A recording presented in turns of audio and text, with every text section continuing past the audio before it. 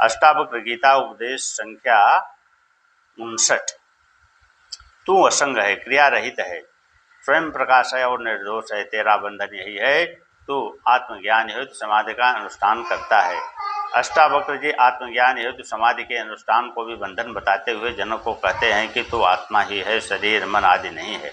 आत्मा को तुझे प्राप्त नहीं करना है, वह प्राप्त ही है, उसे कहीं खोजना भी नहीं है, वह तो विद्यमान ही है।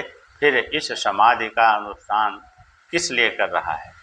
प्रयत्न तो सांसारिक वस्तुएं प्राप्त करने के लिए करने से अकृत रूप मोक्ष सिद्ध नहीं होता, क्योंकि कर्म का मोक्ष कर्म से पैदा नहीं होता, ज्ञान से भी नहीं होता। ज्ञान से भ्रम का निवारण होता है। अविद्या के बाद जो रह जाता है वही तू है। अतः तू जहाँ है वहीं मुक्त है। यह अज्ञान तत्व बोध द्वारा ही निवृत्त होता है। अष्टावक्र जी कहते हैं कि कोई भी क्रिया या भावना तुझे मुक्त नहीं कर सकती, क्योंकि तू उसी से बंध जाएगा। यह आत्मा सर्वत्र विद्यमान है, उसकी अप्राप्ति का केवल तुझे भ्रम है।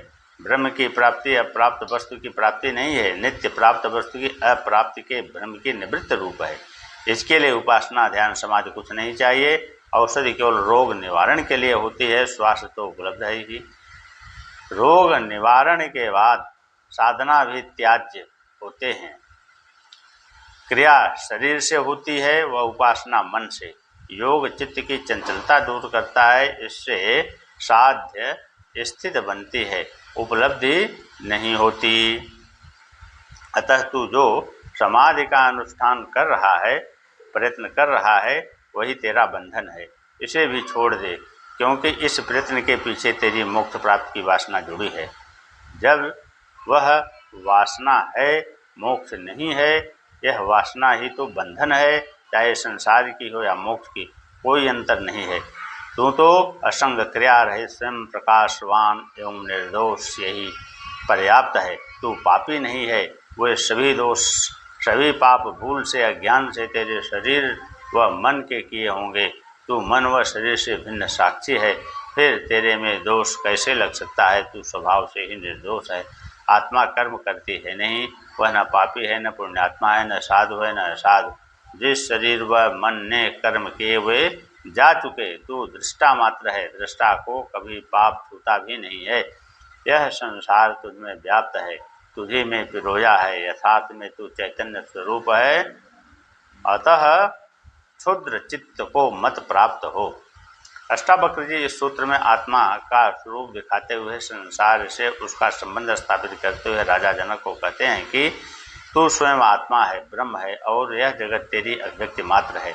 यह जगत तेरे से व्याप्त है, इसका हर कण तेरा ही स्वरूप है, इसका स्पंदन तेरा ही स्पंदन है, इसका फैलाव तेरा ही फैलाव है, इसकी चेतना तेरी ही चेतना है, इसका सौंदर्य भी तेरा ही सौंदर्य है, इसकी शक्ति तेरी ही शक्ति है, सृष्टि का नियम तेरा ही नियम है। इसमें जो अनेकता दिखाई देती है, उसमें एकता का सूत्र भी है।